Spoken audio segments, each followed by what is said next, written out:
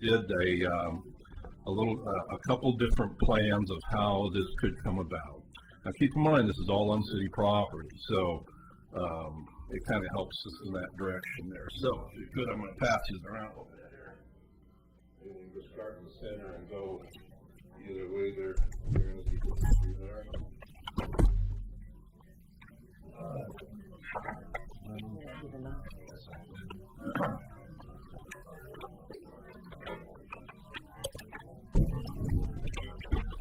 Yeah, we do. There we go. Okay. All right. As you'll see here, this is basically, I was going to tuck this building. This is a 10,000 square foot footprint, 2 stories, which would give you 20,000 square feet. I was going to tuck this back into the left corner of the property there. The Carnegie would be a standalone building still, its own identity. We would have a slight connection to it. The point being here is that the library's there, the Carnegie is that will complement that not only in, they complement each other not only in physical things, but you can imagine going to the library and then maybe going to an event at the Carnegie. Maybe it's a art gallery, maybe it's a piano recital, all kinds of events could happen at that Carnegie that interrelate with the library culture. So now the issue becomes obviously sometimes the parking. Now the nice thing about this is that the library is already at the Carnegie. The neighborhood has already felt the effects of the library, and I'm not sure how much parking issues have been raised. I did present this to the McLaughlin Neighborhood Association, and there was discussion about that, and it seemed like the people with the most had the most impact about the library as it is now are the people that are the closest to the library that are feeling the effects of it, as in parking and stuff. But for the most part, it sounds like everything's kind of working. And the thing I like about it, I don't know, every time I'm in that library, I just kind of stand there and figure, this is where it should be. There's 2 ways to look at the library location. One is where it should be logistically, and where it feels like it should be. That's to me anyway. So to me, it feels like it should be at the library where it's at now. Logistically, obviously, up on the top of the hill where you're kind of in the center of your service area and everything. So, but anyway, I wanted to make an attempt to this to make sure we explored it. In this first scheme here, you'll notice I had to do the parking in front of it, and did some diagonal things on there. Still trying to make this a pedestrian environment, because you're in the middle of a community, and there's going to be a lot of foot traffic and stuff. And the playground is actually going to move towards the front of the library, so that's still going to be there. Water feature and stuff like that, that's obviously going to be gone from where its current location is, but it could still happen in front of the library. So, any questions so far there? I have a question. When you're showing this connection, is that a ground level connection, or? It actually would go to the main floor, and there would be a little walkway underneath of it, so you can go from the one side to the other. Okay. Kind of like it is now, where the ramp. Yeah. How you do that, it'd be kind of the same thing. Okay. This is a 1-story structure? 2 stories, John. Yeah. Yeah. And you get 10,000 square foot each floor? Mm-hmm. I see. Yeah. Building's about 100 by 100 or so, 90 by 110, something like that. So staying away from the current building as much as I can, so it keeps its own identity there and stuff. So. Do you know the recommended parking for a library that size? Yeah, it's about, I think it's 1 to 500 square feet, which is probably about 40, 50. We're working with 3 per 1,000 square feet, so a little bit more than what Yeah, you got 37 there, so you're in the ballpark. I Yeah. guess. Yeah. So what I like this concept, but I really don't like to have the parking in front of the building. You know, that just a parking lot in front of a building. If there's another way around that, I want to explore it. And so that's what I did with this one here. I have a site proposal too. I did not get a site proposal. Oh, well, we tried this extra down Okay, below. we'll have an extra one. When you hand it. That's two. I guess I may have it. We're behind you. No, you're ahead. You are the chair. Yeah, the second one actually shows how I addressed the parking issue. As you know, we have another piece of property catty corner from the library, the Carnegie Center right now. And it is obviously a city property still. So my intentions were here to use that. We could actually connect it with the Pioneer Center parking lot, and then have a plaza, a pedestrian plaza in front of the library. Now I know there's some flags, and I'm not sure what that entity is there. That Square. was it Jacobs Square. Jacob Square.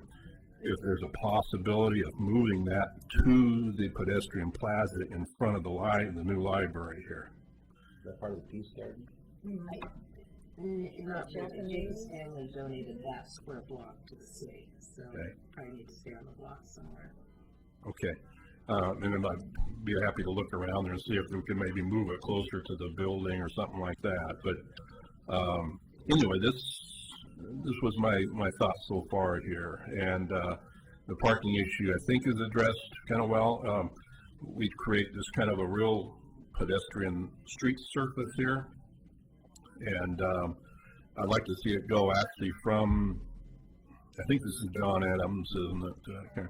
So we'd go from John Adams all the way down to High Street with some kind of a street surface like cobblestone or something like that, so it's very pedestrian, so actually people could walk all the way to the elevator and go downtown, come back, so you could actually experience Oregon City besides just going to the library. So anyway, and then up on the right-hand corner of that page I just gave you, I was looking at how the second floor of the building may work with just a big skylight running through it. These are just ideas, details I threw on there and stuff. So, concert in the park still would operate. We just have to change it a little bit. I want to put a new stage in back there, right? I want to put a stage back there. You know, instead of working off the old blacktop. The trash cans, that's actually an improvement. Yeah. So I think if we did that right, we could coordinate it around so, you know, we still could actually have the concerts there and stuff. I know that's kind of a big deal here, so. Would there still be a front entrance from the west of the main entrance? Would that still be open? The main entrance, both the main entrances would still be where the new main entrance would be off of John Adams also.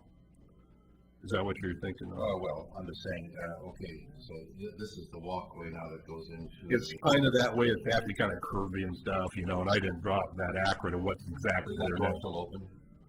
Yes. Okay. Yeah. Because there's Another probably door going over here someplace that you can to, just in the front, I'm thinking, right there, yeah. Right there. Mm-hmm.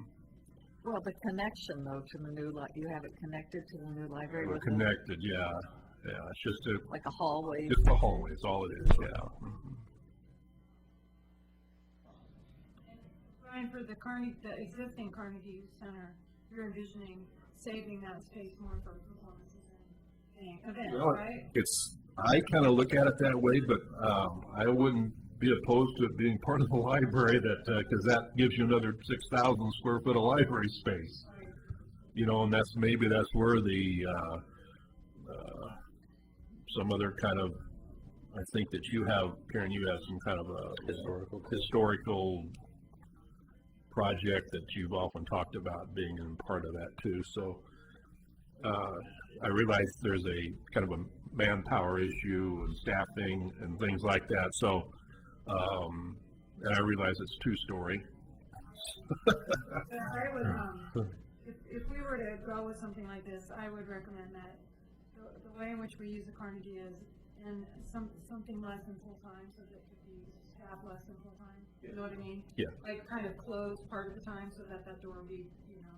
Yeah, if it was just not by available onto the public. if it was just standalone by itself more, that maybe it was used at nights for, Yeah, things, or, you know, we could lock the door off and then you'd have to go through the hallway to get there, so that there's just not entrance to be, Security. you know, I mean, you could come up with it.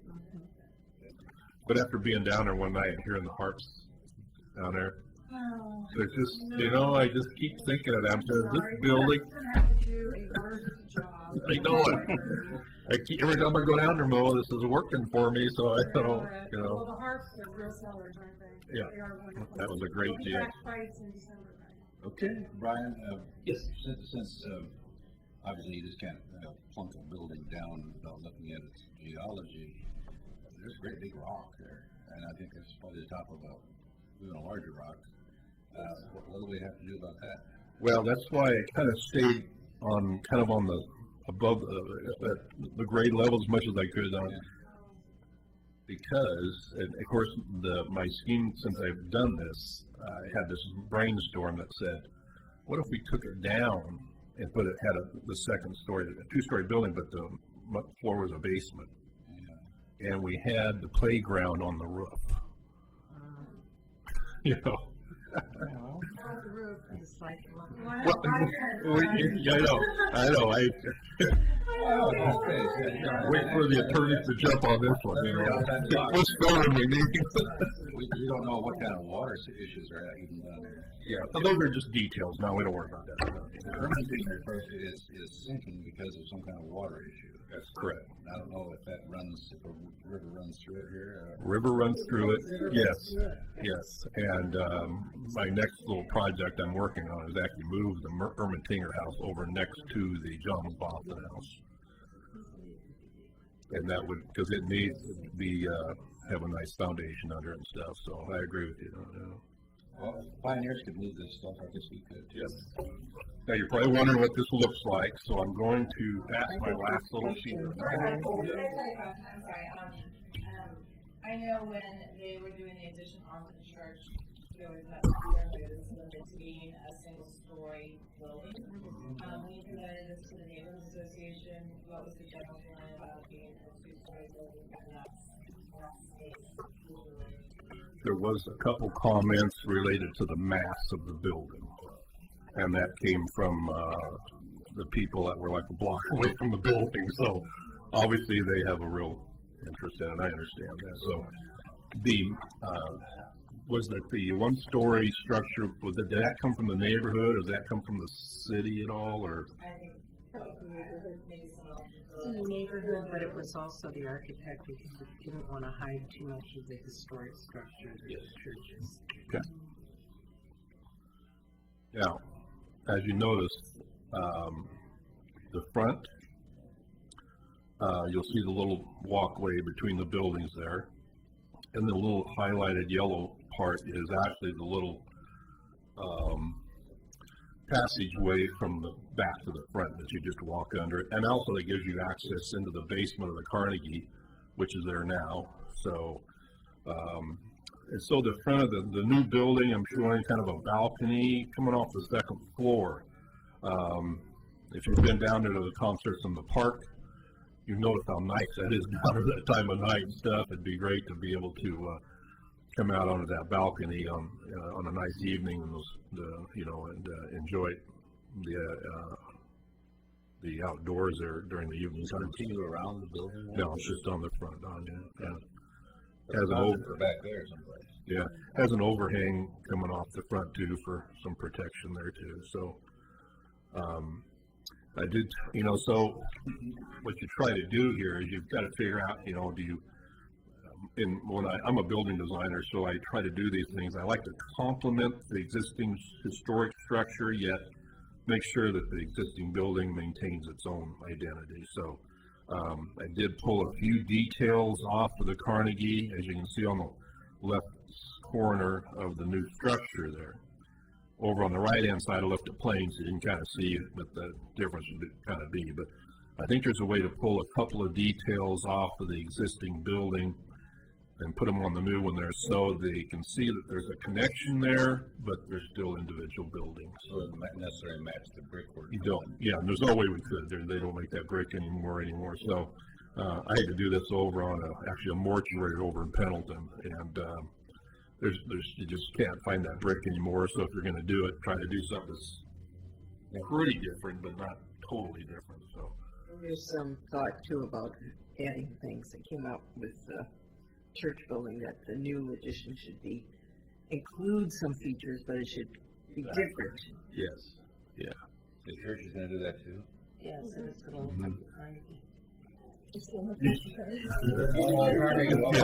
Yeah, I know. Yeah, that's right. Yeah.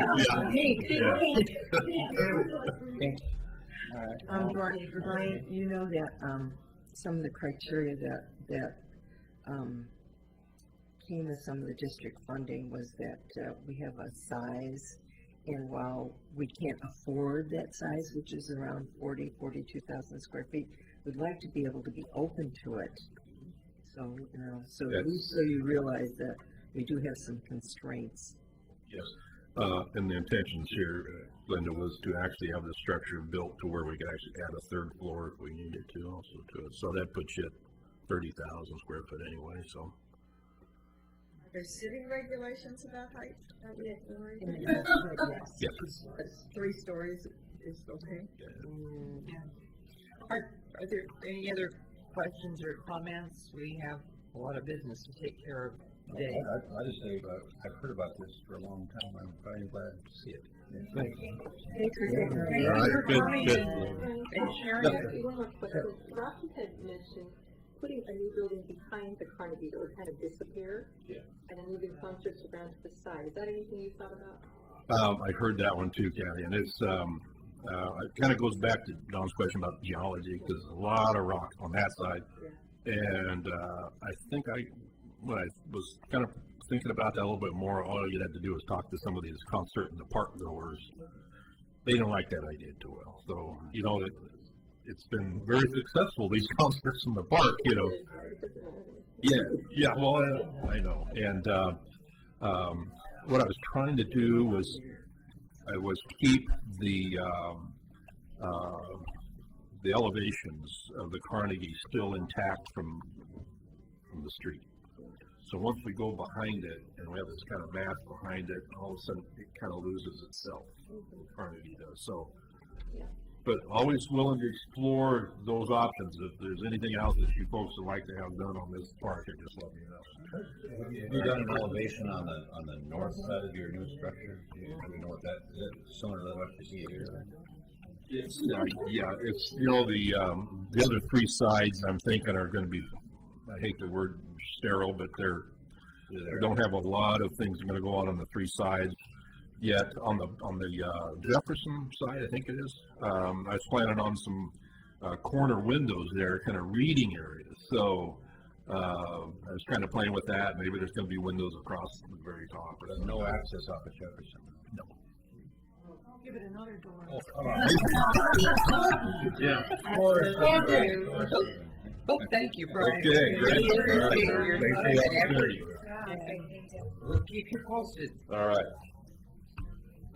Where do you live, Brian? I live on Paddington Harrison up here. Thank you.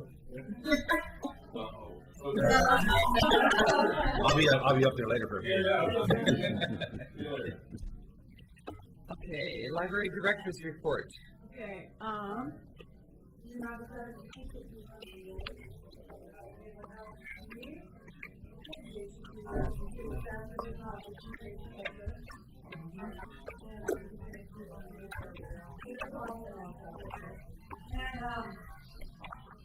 thing that I wanted to tell you guys statistics this month, circulation was 88% of last May, a year ago.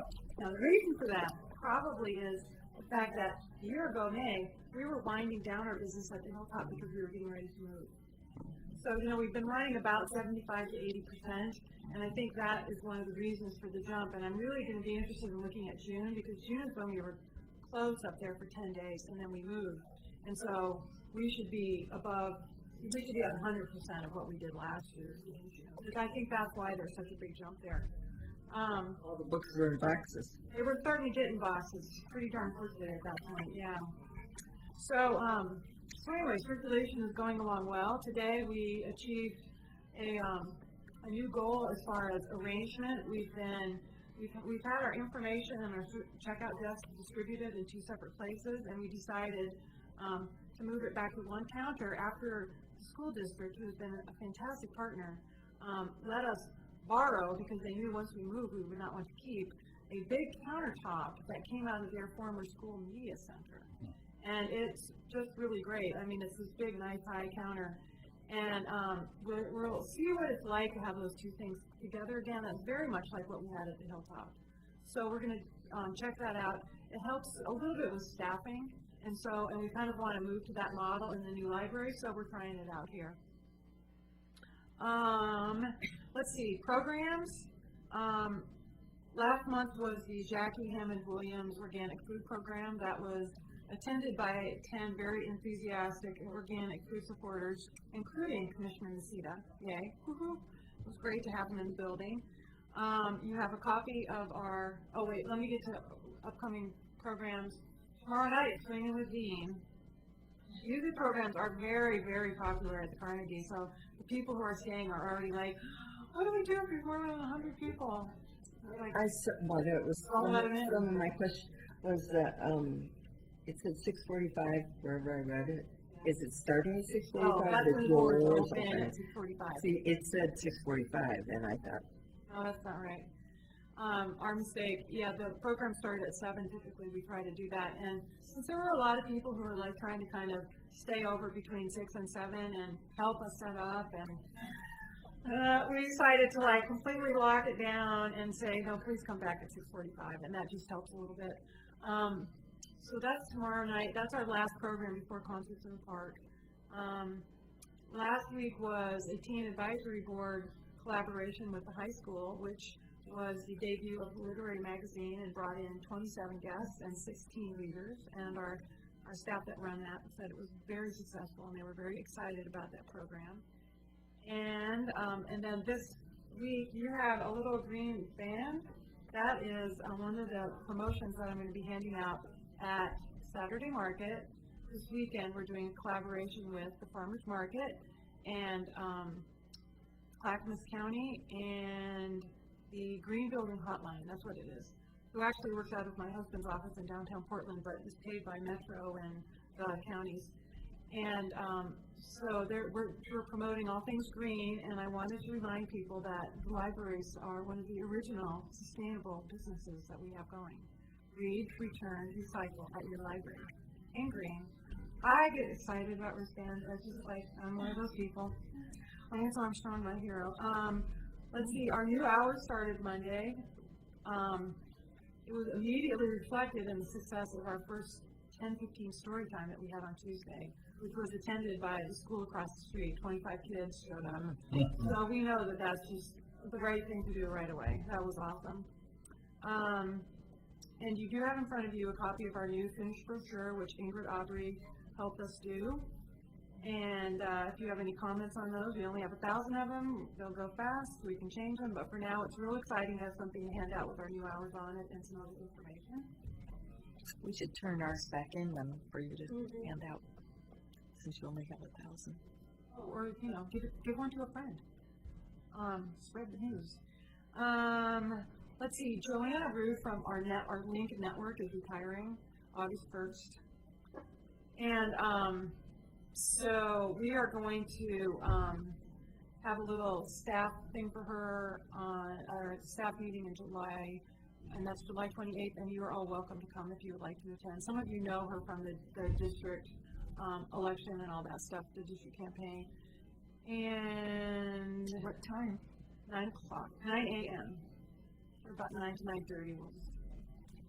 You're all welcome to come to that. I think That was July 28th. July 28th. Yeah, her last day is August 1st. The programming numbers for the children's programs. You attributed that mostly to the 9 years for not having the space. And in terms of just sort of that, being at the Carnegie Center, yeah, and having the less space. I attribute, part of that from the timing and from the space. But I mean, obviously, we can pack in like 25 kids.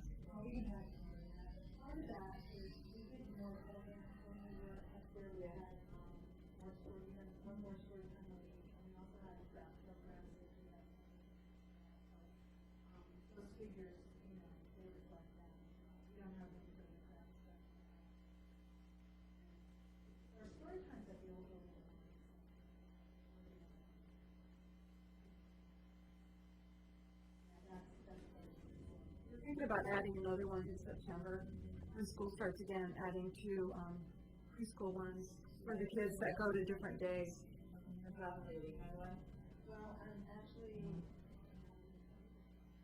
We might be doing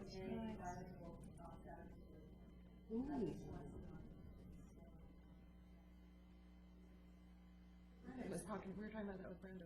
Yeah, yeah.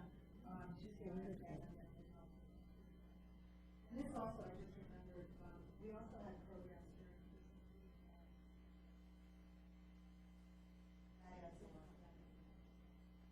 Will you be changing that now that Christmas break is 3 weeks and spring break is? Break is 3 weeks, right? Well, because of the less school.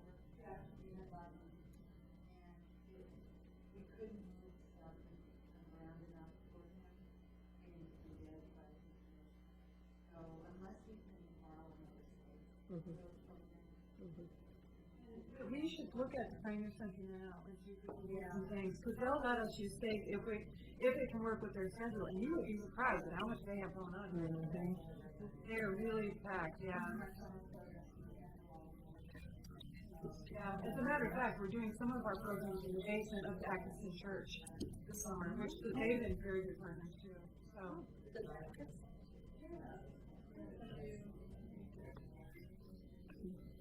Any other questions or comments? We're ready for the Friends of the Oregon City Library report.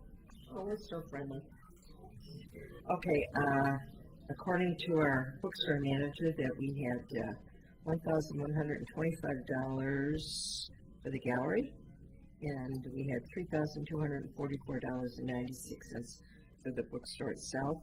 There were 15 active volunteers who gave 290.8 hours of volunteer service. And we are planning a night at Singer Hill Cafe, and we're hoping it will be July the 15th. So if you can come, then we get a portion of the proceeds. And those are the highlights. Any other people were there at the meeting want to talk about anything else? Farmers market's going well. Three times. We've been there 3 times. We're rained out. Once, twice. And I think that's it.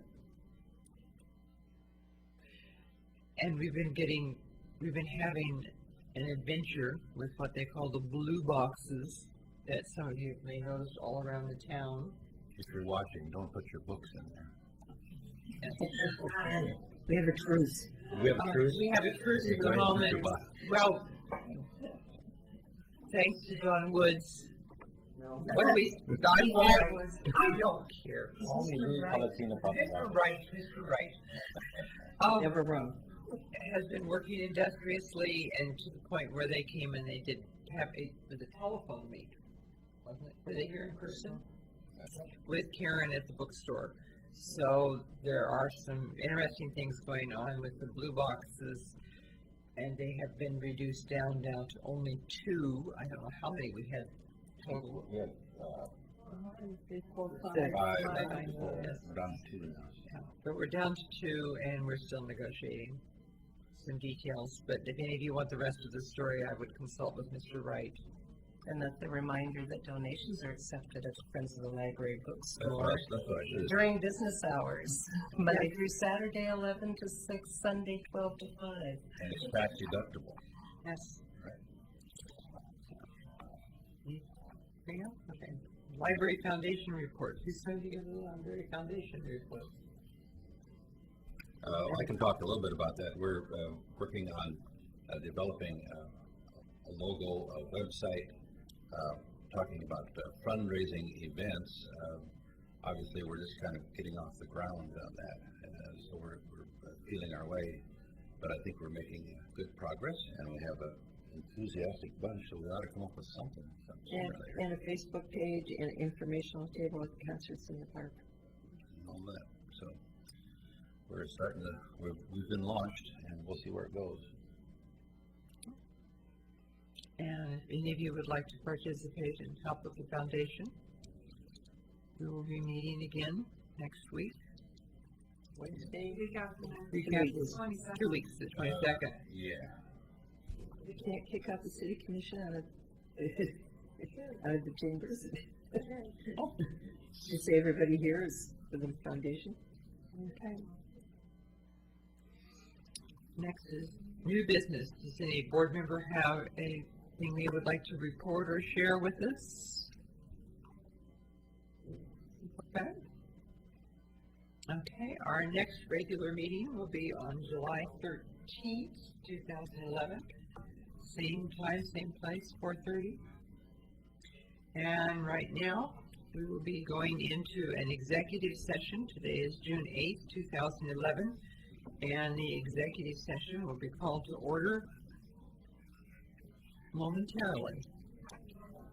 We are here to conduct deliberations with persons to negotiate real property. Turn off the microphones and